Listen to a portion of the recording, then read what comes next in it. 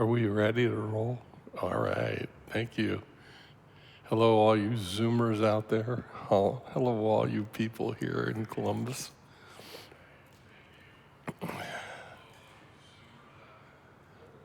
Oh, feedback. You know, I hear there's a city that you achieve when you get to certain stages of enlightenment that's like bilocation, so you can be two places at once when you're really nowhere at all. That was an emptiness joke. So anyway, it's like hearing my recorded voice up there gave me a little glimmer of hope that someday. Well, good morning, everybody. Thank you for coming out. Clock says it's 10:30, and I certainly feel like it's 10:30, even though, here in Ohio, we have sprung forward overnight, so it's, according to the clock, 11:30. So welcome, everybody, and for those of you who have not reset your clocks yet, it's time. So we've been, when I've been teaching, we've been kind of going through some of the basic prayers that go into the liturgy that somehow, they're in front of almost everything that we do. And they're there because they're profound, and because by practicing them, it creates conditions in our minds so that we can directly experience our own sacred nature, our own sacred truth that's already there but just is obscured. So we'll talk a little bit about that today again. It's like a constant theme. And we're in, having done a little bit of talking about the Mahamudra lineage prayer, which is like the font of all of this.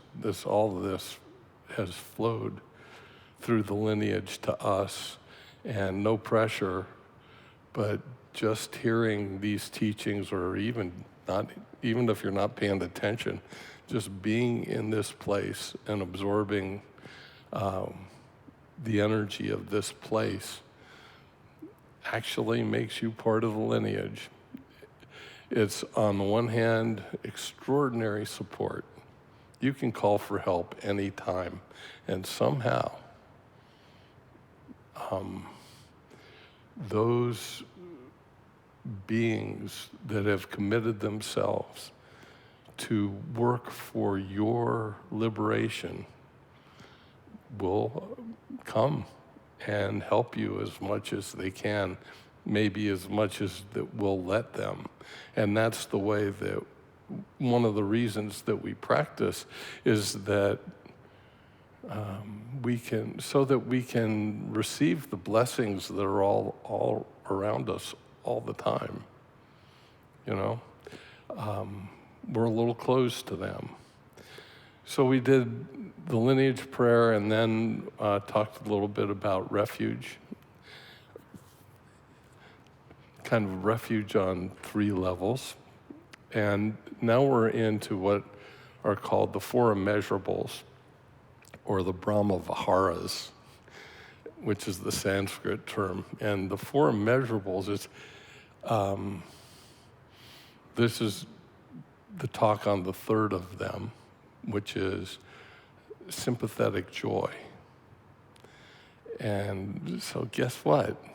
It's a pretty wonderful to be part of a tradition that has things like joy as being one of the factors of liberation. Joy is one of the factors of enlightenment. And guess what? Truth is, we usually are a little bit consumed with our own concerns and don't actually feel joy, even though there's every reason to.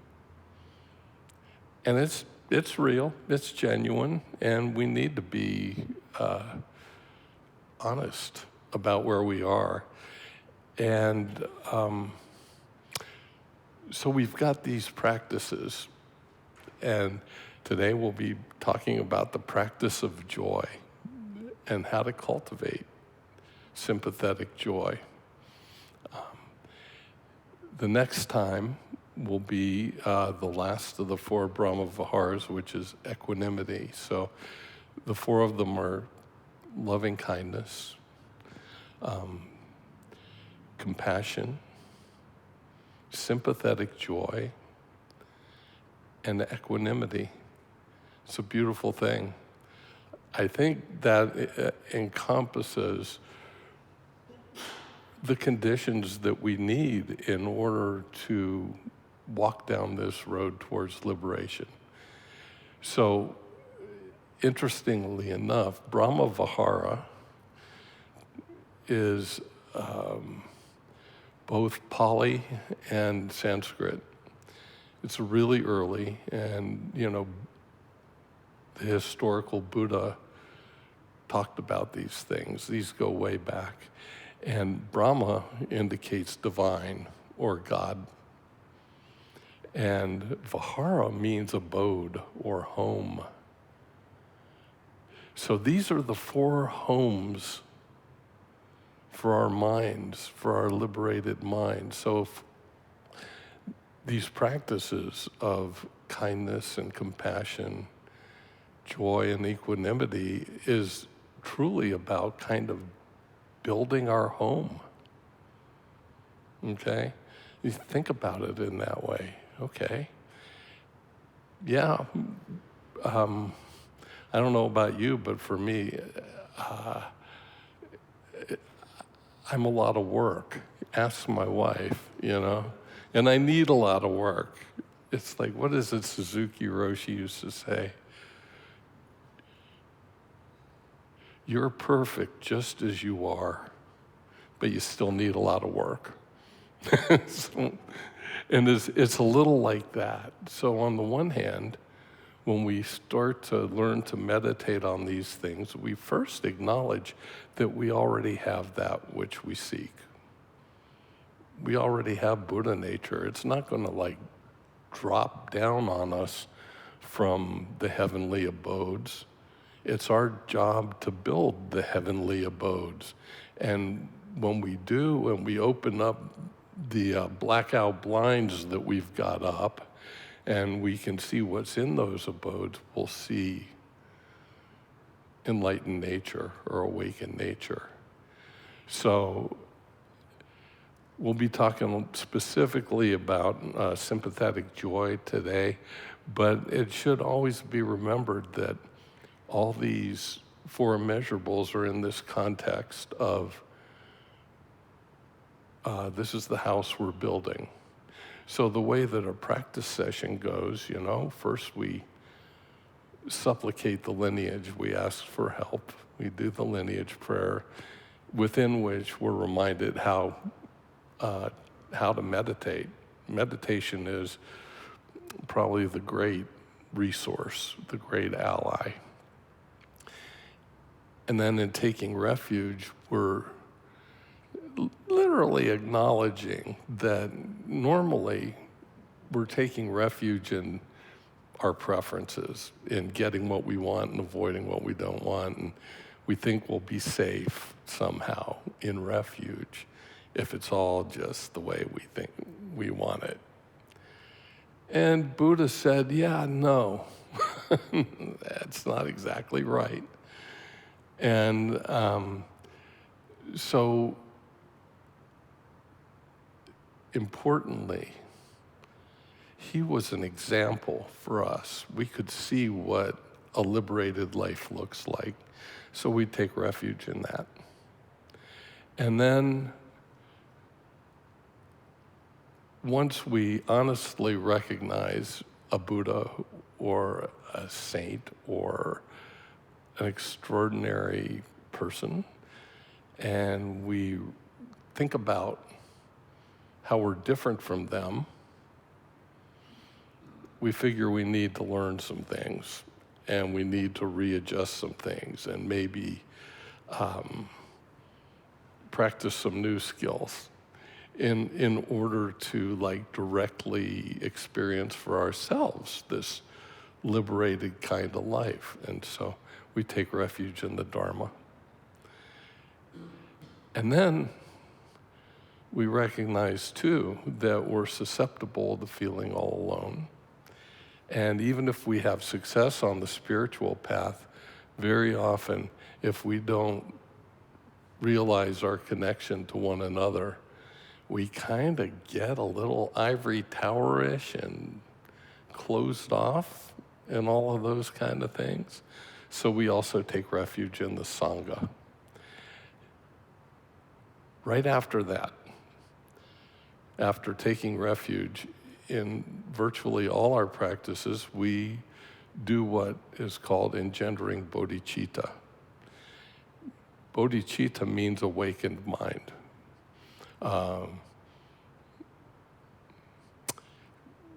Bodhi being mind, citta being awake, or no, Bodhi being awakened and citta meaning mind. Dyslexia. And that's what these 4 Brahma Viharas are. And by contemplating and meditating on these 4, we begin building this abode within which we can flourish and see bodhicitta blossom and flourish in our own lives, in our own experience.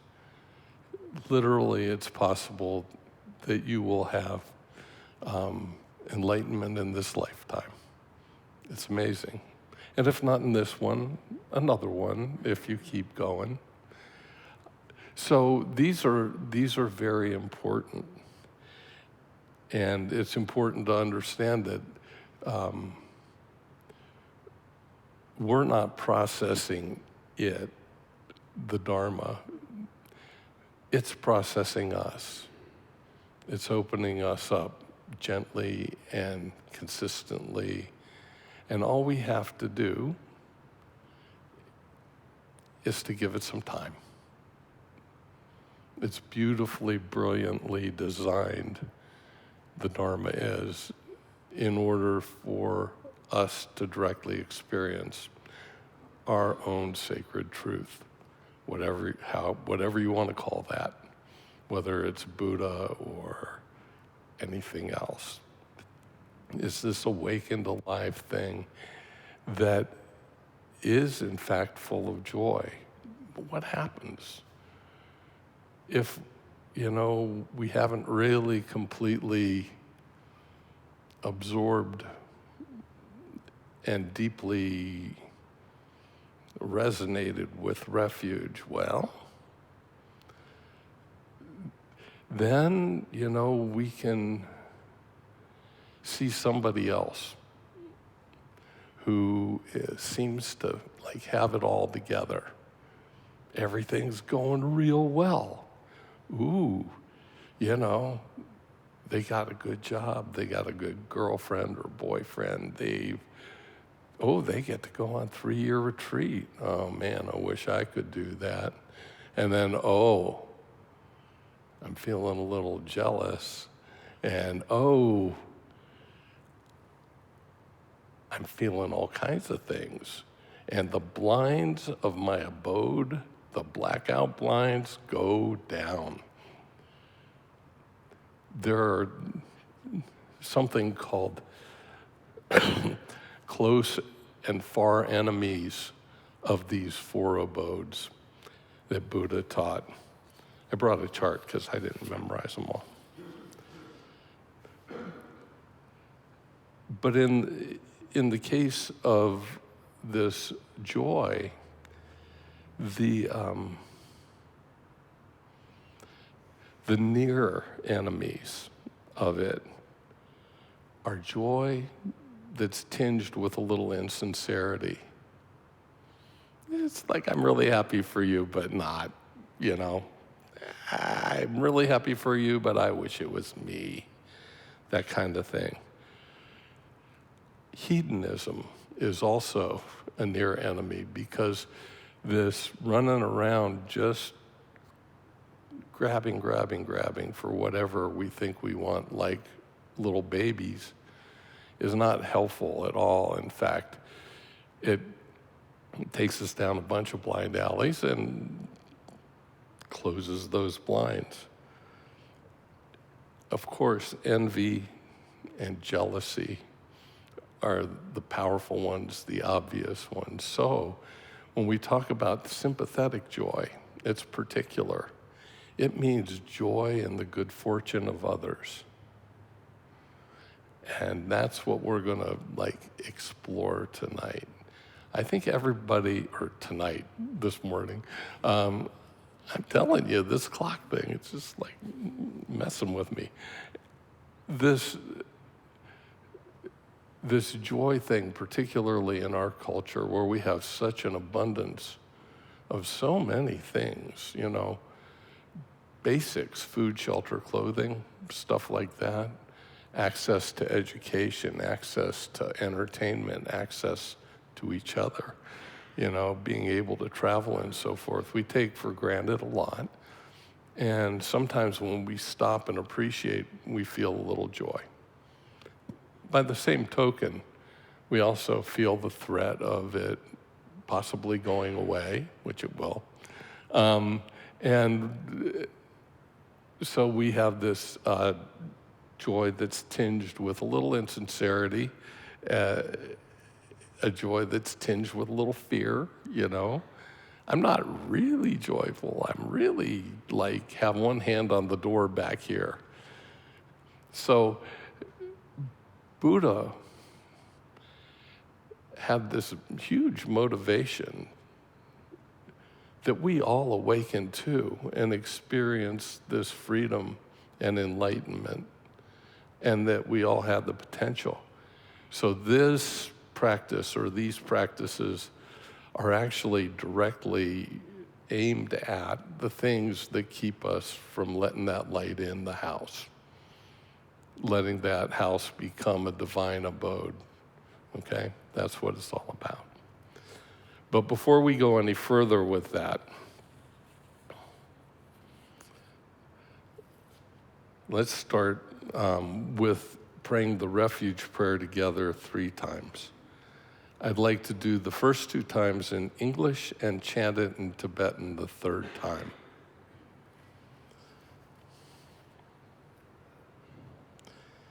In the Buddha, the Dharma, and the assembly most excellent, I take refuge until I reach enlightenment by the merit of generosity and other good deeds. May I achieve enlightenment for the sake of all beings. In the Buddha, the Dharma, and the assembly most excellent, I take refuge until I reach enlightenment. By the merit of generosity and other good deeds, may I achieve enlightenment for the sake of all beings. Sanjay Chudang Soki Chognam La Jangchu Pardu Dagni Kyap Suchi Dagi Jin Sogi Pe Sunam Ki Drola Pinshir Sanjay Rupar Shok.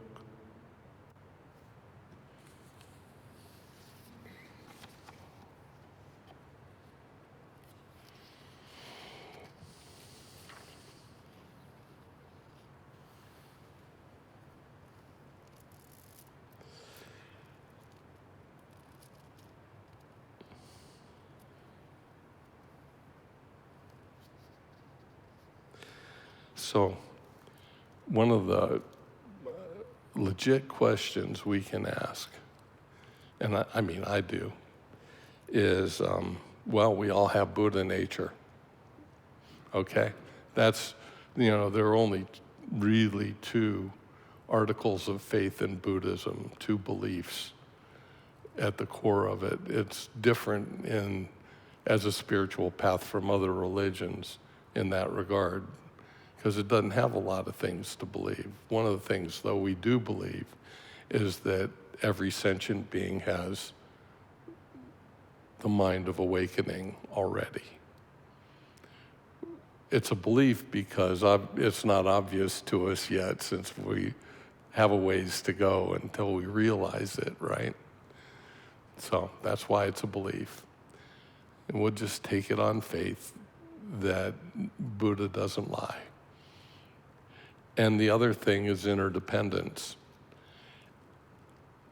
And that's an article of faith, because we mostly feel ourselves to be separate from one another. It's pretty simple. And even when we feel connection, we still, there's me and you, and I and it, and so forth. The great, great philosopher Martin Buber wrote a whole book that's well worth reading, by the way, called I and Thou. And it's about his journey from having an I-it mind into the way he trained himself, raised the blinds on his own abode, and he called what he saw when the lights went on an I-thou mind. In other words, seeing the divine in every other thing. And that's really critical to this idea of sympathetic joy. That's really what it is recognizing the goodness in others and celebrating that. Recognizing the good fortune that others have and celebrating that. It's an important kind of thing, and the way that it processes our mind is it helps us start to break down those little reaction tendencies we have in our mind that reinforce our separateness all the time, that reinforce selfishness, that reinforce all the things that keep us from recognizing our own true nature, okay? So, yeah, it's a good thing to do. It's a virtue and all that. It's also a practice. It's also a practice. And we'll do a little kind of a practice. It's very simple toward the end. But just today, when you see something really good happen to somebody, rejoice that they've had such good fortune. That's a practice. And then notice it when your mind slips off that into the, oh, I wish that could happen for me. And notice that. And this is where we get back to that thing that I talked about when we talked about loving kindness, where our minds are like puppy dogs, and they need training, because without it, they're going to do a lot of stuff that will make us unhappy, which makes them unhappy, and everything is unhappy. The puppy dog will chew the furniture. The puppy dog will leave presents all over the house before they're trained. All kinds of things that you'd rather not have. Our minds are a little like that too, right? So when we train ourselves in the power of being able to let go of a thought, so if we're practicing sympathetic joy and we see something wonderful happen for somebody, and we just, man, that is great. I'm so happy for them. At the moment we notice that our mind is shifted to, oh, I'd like that too.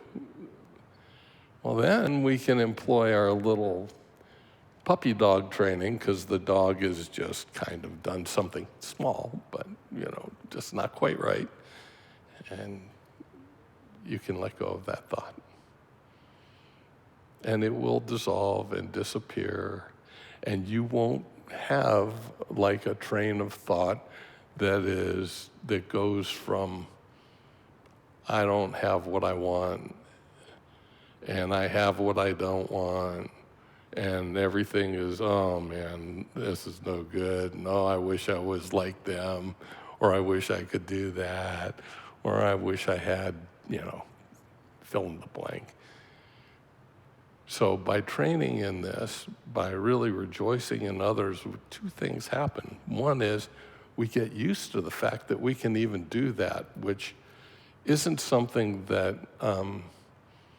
maybe we normally do, all right?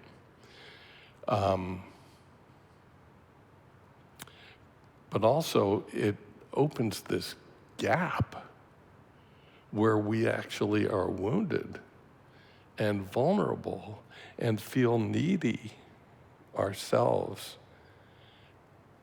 And the energy when we feel needy and lonely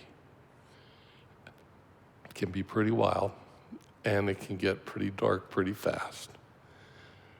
But if we apply mindfulness to it and recognize that as a thought,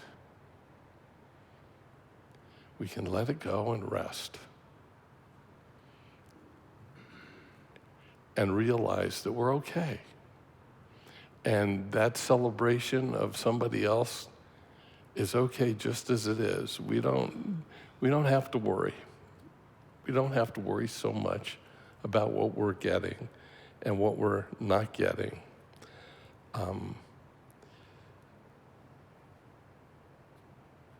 The problem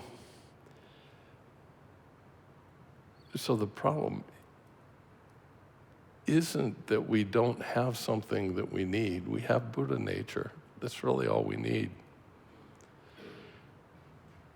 The problem is that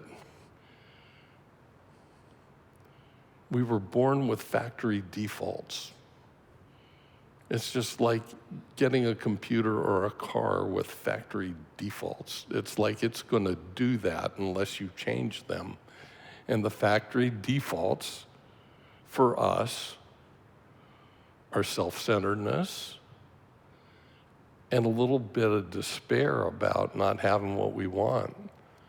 I mean, babies, the moment they're born almost, they're like crying because they don't like the bright light. Never saw that before, and it's uncomfortable.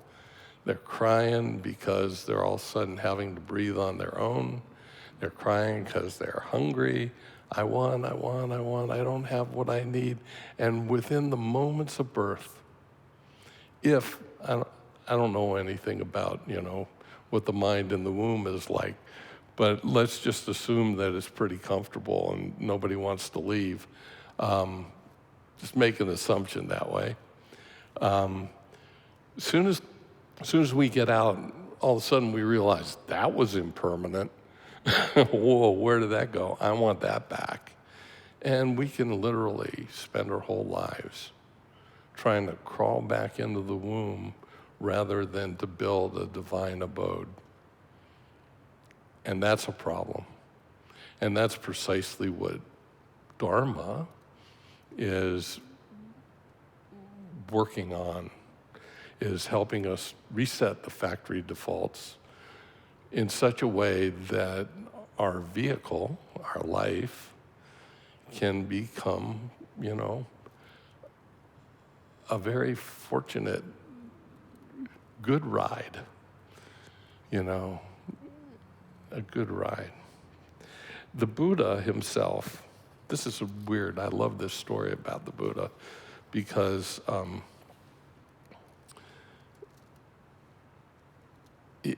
he's just so human in it, all right? So the dude, goes through all, everybody knows the story about being a prince, but witnessing 3 kinds of suffering and not getting it.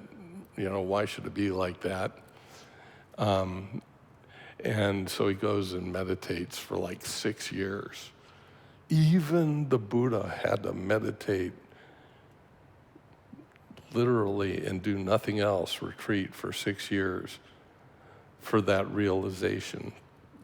to arise in him. So we've got some work to do too. I'm convinced of that at least. But he's there, and after about 6 years, it's like the lights go on. It's like, oh, and he sees it all. But he's so stunned by it, he doesn't have any words for it. He doesn't know what to say. And he's silent for a pretty long time. His companions wanted him to talk about it because they noticed something happened. But he just had no words until some divine messengers, some Hindu gods came to visit him and said, hey man, please teach this. And he had to think about what to teach. He said, please teach this. And of course, as we know, he did. He finally came up with a way to talk about it, starting with the Four Noble Truths and so on, and including these four immeasurable qualities, or the four divine abodes. He ended up teaching what he taught was the way that each of us could work with what he learned needed to be worked with. He really, really helps us out that way. We don't have to figure out for ourselves as much as he did. And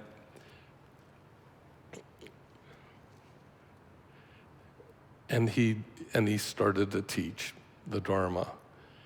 And what he found himself is the immense joy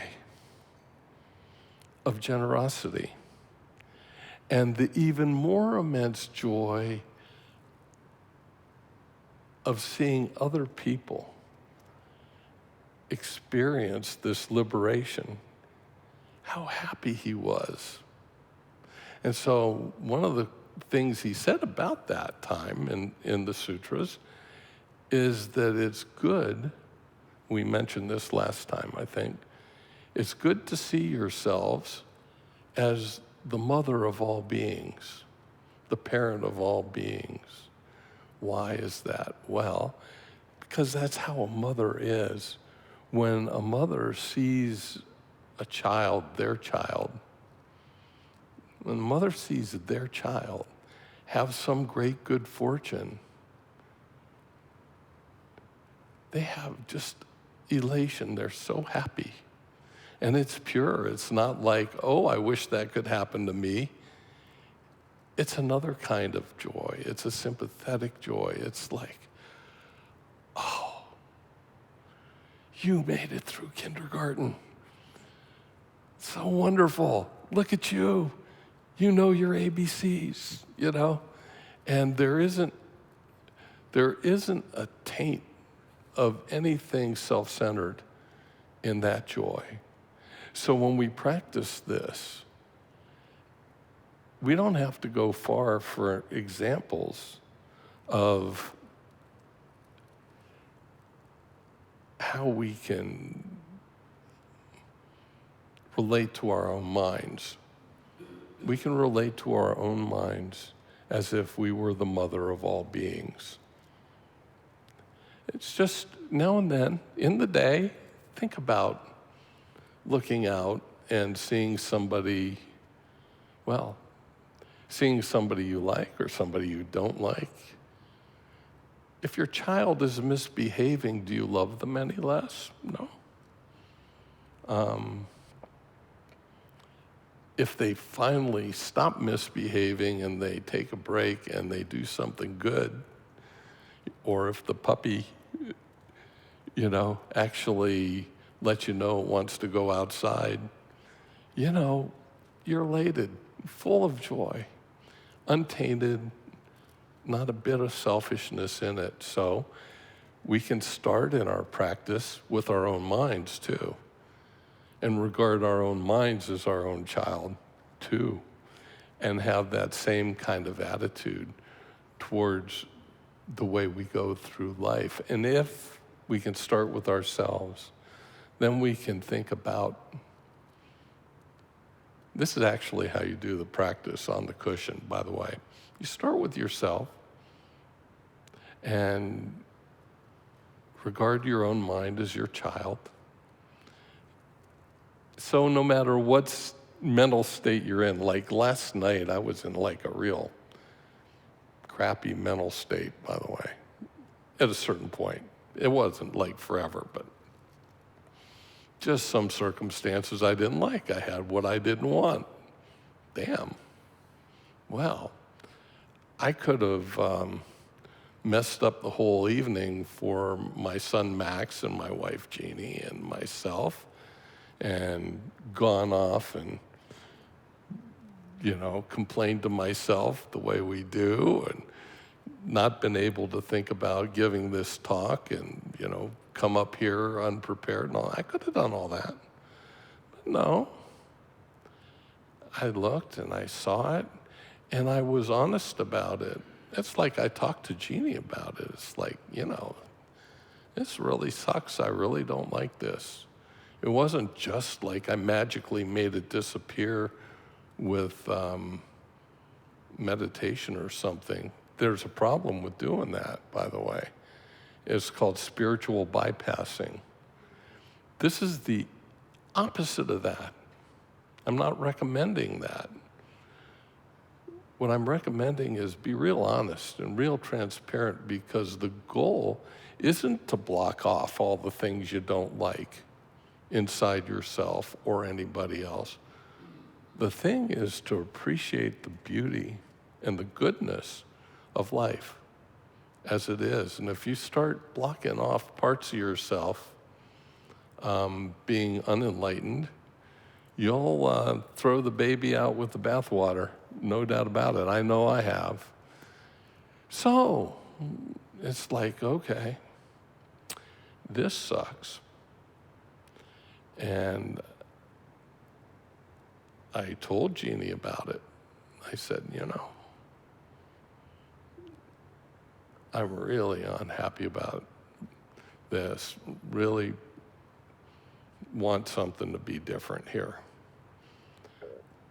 And we were able to talk about it. And she, being actually a really good person, listened to me and didn't try to fix me, just listened to me and helped me just sit and settle down.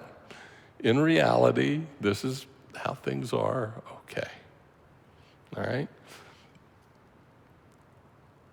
And then I was able to let it go in a way that didn't block off this part of me that gets kind of, crusader-like. I can be a bit of a crusader about things in the family or things in politics and all that. And sometimes that's a good thing. Sometimes that's helpful. But sometimes, it just actually is all about just me, and what I want and all that, how I see it, and so forth. So it's by working through. And you know what? From her side, she saw that I was able to lighten up. That was a real joy for her. So look at this virtuous circle.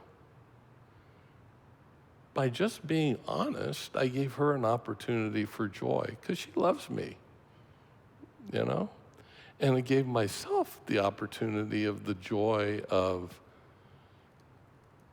not just letting this thing go, but having processed it in a real, in an honest way. It was like processing and letting go. I think sometimes in our culture, it's an either-or thing. It's like we'll go and talk to a therapist or a counselor, and we'll process. They'll give us a tennis racket, and we'll beat the pillow or whatever, and we'll just go over the top and express whatever it is we need to express. And for a minute, there's a relief, there's some pressure off, but nothing really changes.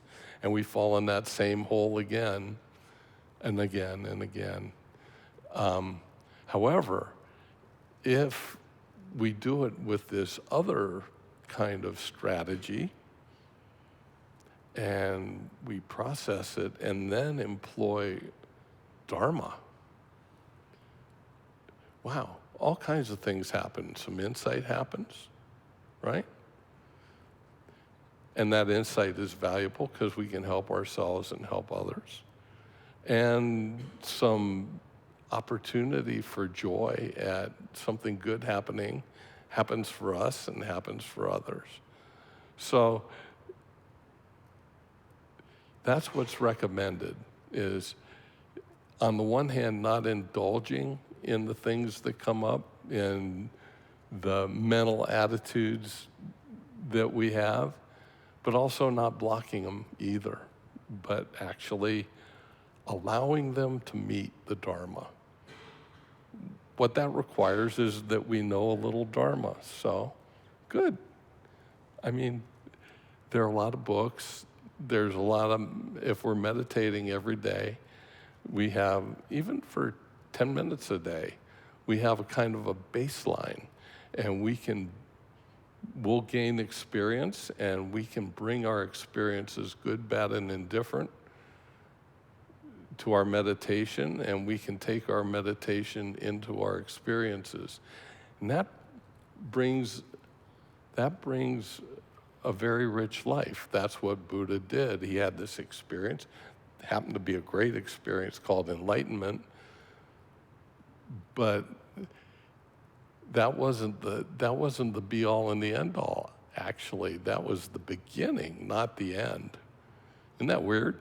We all think about it as the end, it's the goal, this is where we're going. No, enlightenment's the beginning. And then he had to figure out the joy component, which came from figuring out, on the one hand, how to share the path, and on the other hand, rejoicing when somebody had good fortune, whether on the path or otherwise. That actually enriched the enlightened one's mind. Can you imagine that? It gets better. It's like, okay, this great thing, enlightenment, is there, and it's an ultimate thing, and yet it gets better. And so what we have in the history, in the lineage, is a tradition of teachers and of students, including some of us, who've taken what's known as the Bodhisattva vow. And that vow is simply, there's a short version and a long version, and I'm going to share neither of them right now, because it takes too long. But it's taking a vow that I'm going to stick around until everybody's liberated. Nobody's out till everybody's out. That's kind of the way I encapsulate it. I ain't going nowhere until we all are free. I don't want to go hanging out in the Heavenly Country Club or something and watch you guys work it out. And once again, that would hurt the joy. Because when you cultivate the sympathetic joy, how could you be happy in the Heavenly Country Club while everybody else is just like trying to work it out? It doesn't work. All right, so I ran across something when I was getting ready for this. It's a wonderful thing. It's a little transcript of a talk that was given in the 90s by Jean Houston. Some of you might know that name. She was like a positive potential spiritual teacher. Pretty good too, by the way. Anyway, she was giving a talk to Jesuits in a monastery in upstate New York in the 90s. And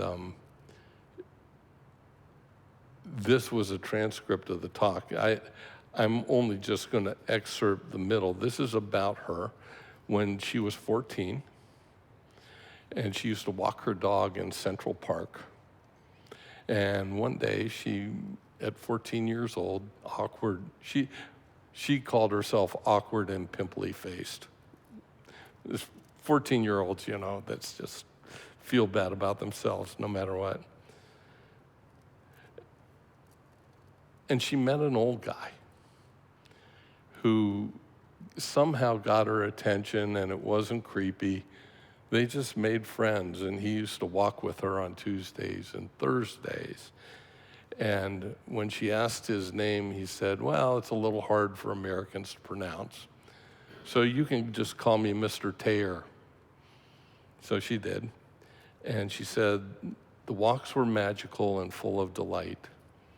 Not only did Mr. Taylor seem to have absolutely no self-consciousness, but he was always being seized by wonder and astonishment over the simplest things. He was constantly and literally falling into love. I remember one time when he suddenly fell on his knees, his long Gallic nose raking the ground, and exclaiming to me, Gene, look at the caterpillar. Ah. I joined him on the ground to see what had evoked so profound a response that he was seized by the essence of a caterpillar. How beautiful it is, he remarked. This little green being with its wonderful, funny little feet, exquisite, little furry body, little green feet on the road to metamorphosis. Then he regarded me with equal delight. Gene, can you feel yourself to be a caterpillar? Oh yes, I replied, with the baleful knowing of a gangly, pimply-faced teenager. Then think of your own metamorphosis, he suggested. What will you be when you become a butterfly, un papillon? Eh? What is the butterfly of Gene?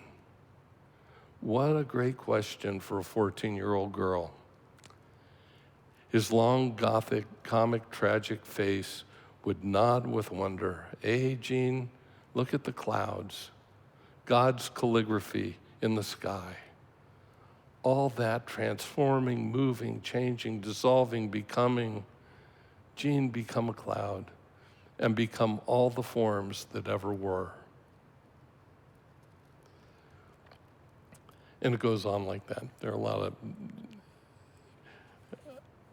lot of things.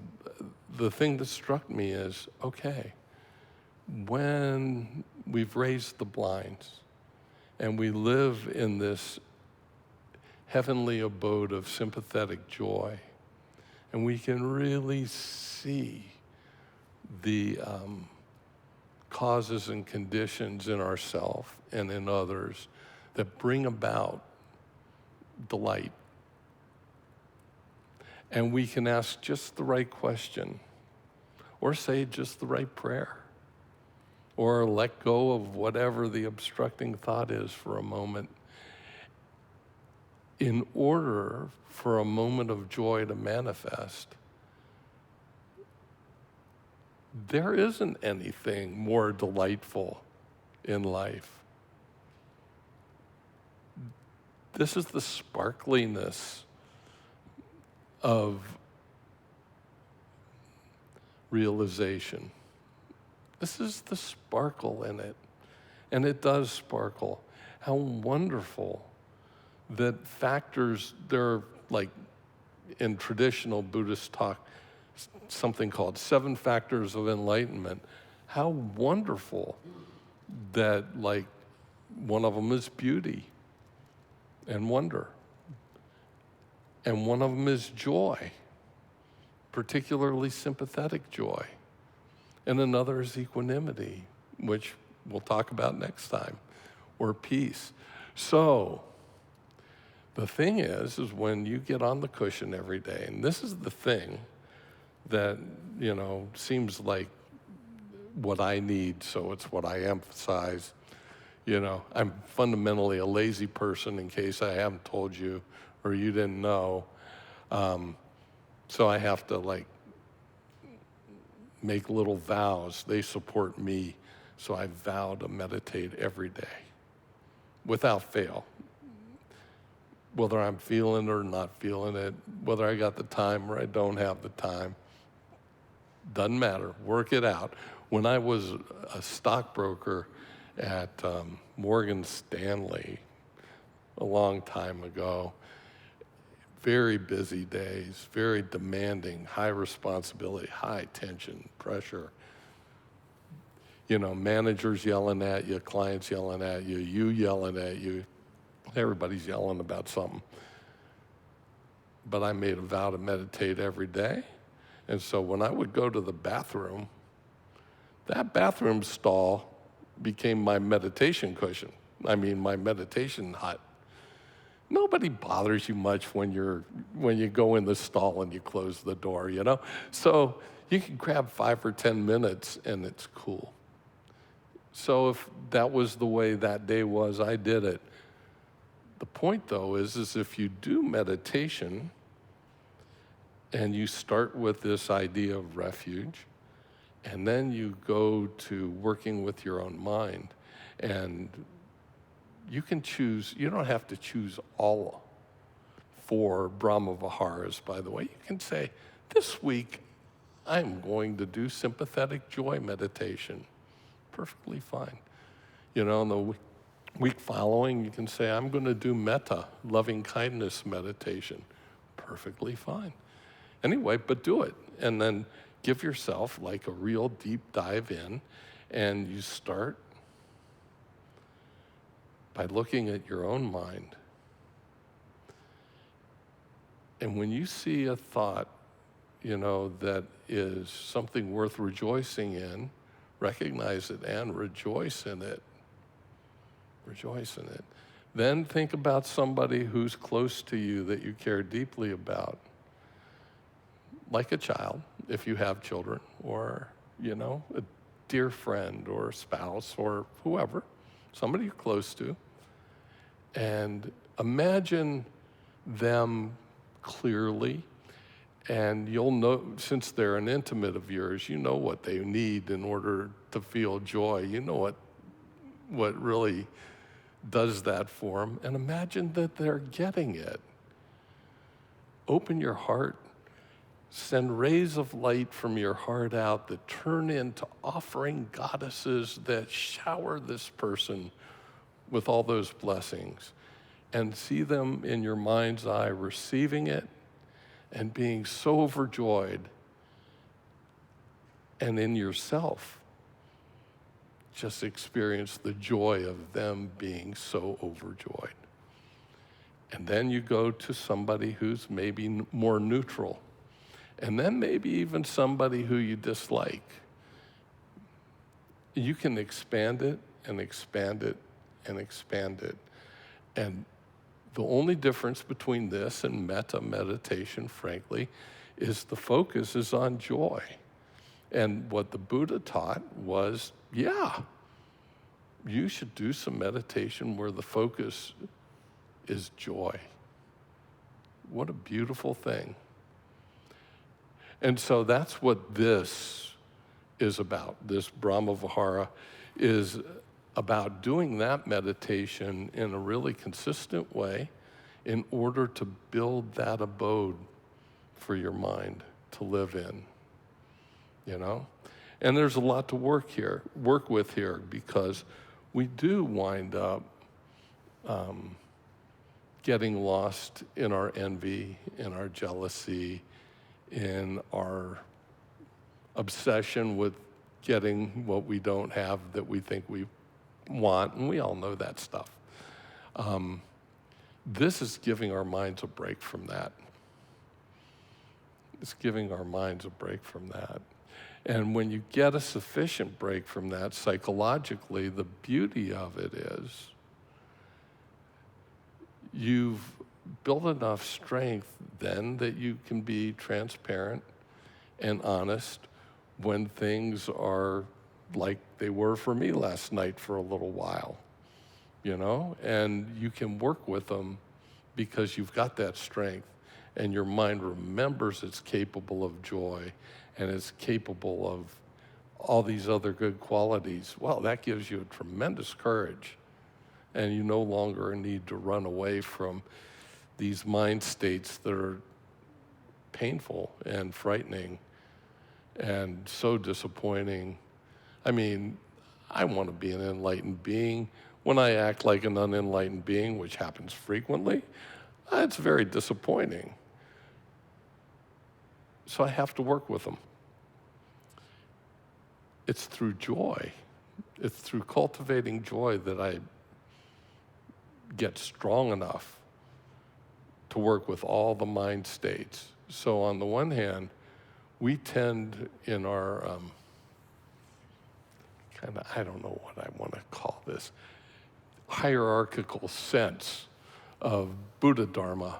Oh, well, we put, compassion on a big pedestal. You can't achieve enlightenment without compassion. And loving kindness, absolutely, on a pedestal, and equanimity in mind. That's the essence of emptiness. And joy is kind of like something, for some reason, in the human mind that we think of as less than those other things. And it's not. It's the foundation through which those other things can actually be empowered. Because it's the thing that strengthens you enough to deal with the way things actually are.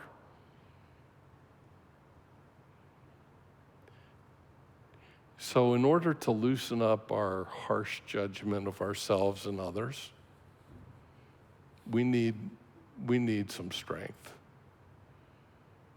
We need strength. And that strength actually comes from joy. So that's the fourth Brahma Vihara, and we got about 4 minutes left.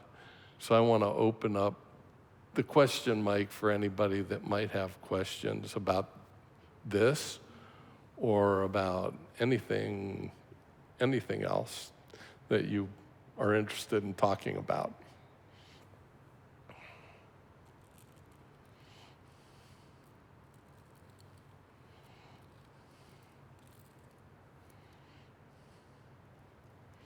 Wow, it must have been a spellbinder. So,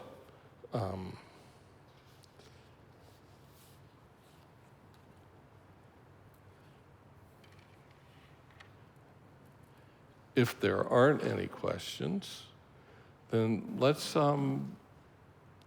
take a minute and meditate.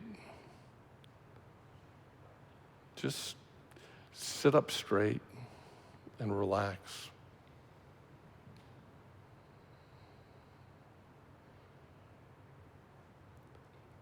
And as you exhale, follow your awareness deep down inside of you. It's interesting, as your breath leaves, sometimes you can let your mind sink all the way down to your gut.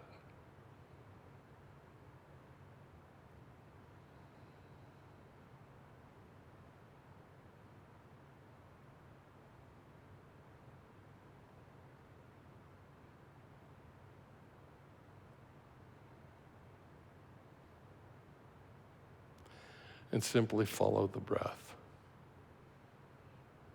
Nothing else to do.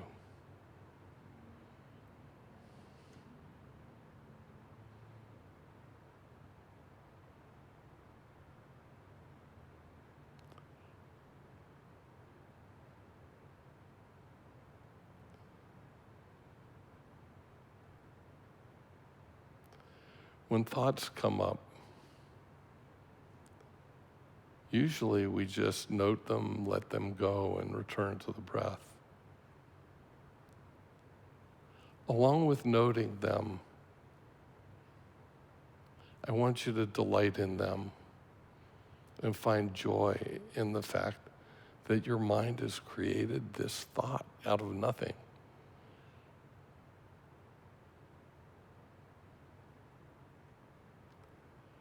Like a cloud in the sky, like God's calligraphy that appears on its own, abides for a little bit and then disappears, all naturally.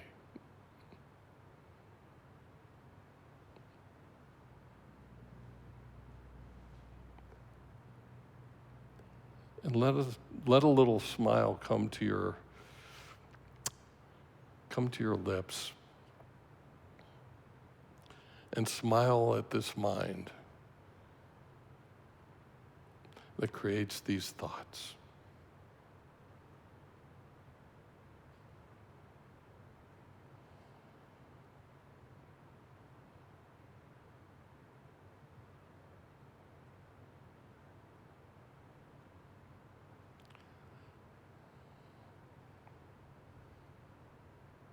When you feel the goodness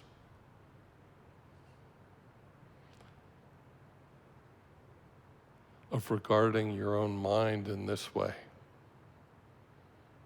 not as an enemy, but as your puppy dog.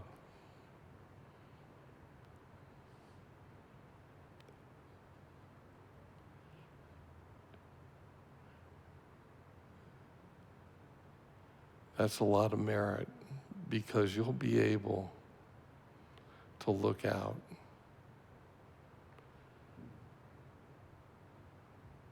and see whatever you see and regard it with the same affection and delight, sympathetic joy. And we gather the goodness of that and dedicate the merit for the benefit of all beings, with the sincere hope that they experience joy, that they have all the conditions necessary for experiencing joy. So with that in mind, let's say the dedication of merit prayer in English that's on the back of the sheet that had the refuge prayer on it.